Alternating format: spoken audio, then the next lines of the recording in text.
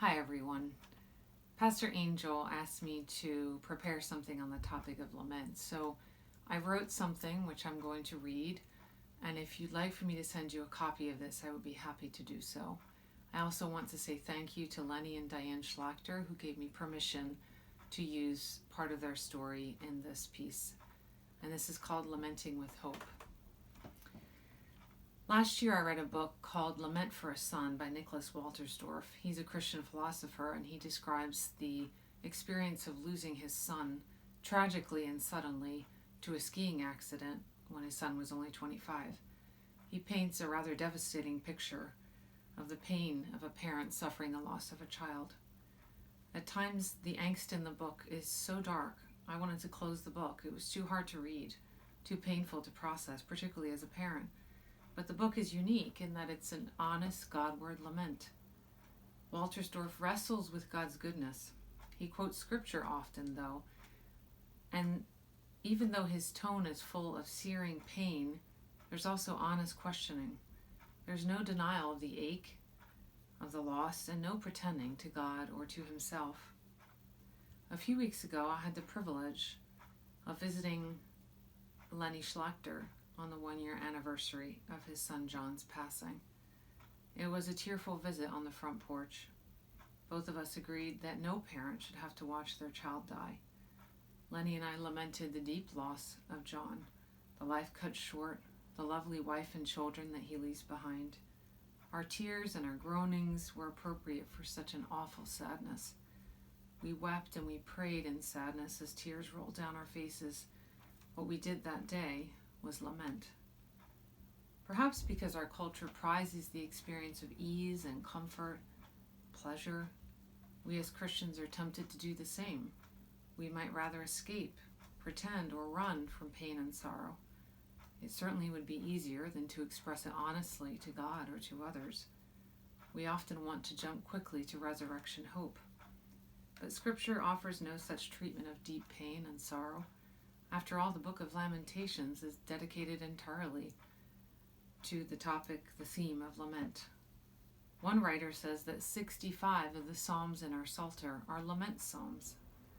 These psalms capture the woes and the turmoil, the angst and the pain of life in a fallen world where there is injustice, suffering, and wrong. I find it truly amazing that our God would be so kind as to include lament in his inspired word. It is hard to lament well, particularly in the year 2020. It's filled us so often with despair. We felt the sadness of disease and death, the groanings of a divided nation, the despair of lost jobs and income. It's as if a collective hopelessness has set in. It feels like we've been pummeled as one loss is piled onto many others.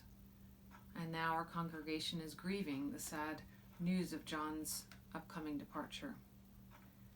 But earthly despair and godly lament, I think, are at core entirely different. Despair looks all around at earthly circumstances and then turns inward. It turns us in on ourselves and causes us to give up hope, to shake our fists in anger and disappointment, or even ultimately to stop caring altogether. Godly lament, however, turns our eyes away from ourselves up to God with fervent, heartfelt pain. We take those pains, those hurts, and those sorrows, we hand them over to God. Like a little child whose hands are dirty and muddy and cut from playing outside, he stands looking up at his mom with outstretched, dirty hands. He's helpless. She looks at him with love and tenderness. She takes him to wash, to put a Band-Aid on the cut, and to hold the child for as long as he needs until the crying stops. God is that parent, sure, reliable, quick, and ready to heal, to comfort, to fix, to hold. So the source of our hope is rock solid. But our God is not a cold and stoic God who's unaffected by our grief. After all, our God was the one willing to give up his very own son, to watch his own son die. And that son was called the Man of Sorrows. Jesus was willing to enter the muck, the dirt, the disappointment and sadness of earthly living to save us and bring us healing and hope. Our Jesus lamented over Jerusalem He lamented and wept at the tomb of Lazarus, his close friend. He was acquainted with disturbing emotions and agonizing grief. Perhaps one of his greatest laments was to watch the world that he had breathed into existence, so devastated by sin and suffering. The destination of our hope is eternal. I know it's very hard to picture eternity, to believe in it. Certainly it's hard for me. It feels so far away, so intangible. But we know that Jesus was raised to bring us with him, to bring us home. We know that all the lamentable and deplorable things that we experience on this earth will be gone forever there. We know that nothing will ever be taken from us again, that all pain and darkness will cease, that resurrection hope is real. As we learn to cry out to God, to trust his promises, to look to heavenly glory, we can also remember that resurrection power means something now. Lamenting with hope means that we can help turn others' eyes to Jesus. We can, with compassion, sit and take the time to listen, to cry. We can stop and pray. We can speak words of comfort, not merely commiseration. Living in the awareness of his comfort truly makes a difference, and our world notices that. This Thanksgiving, perhaps your dinner table will be sparse. Perhaps the festivities will be fewer. But perhaps it can be an occasion for godly lament with hope.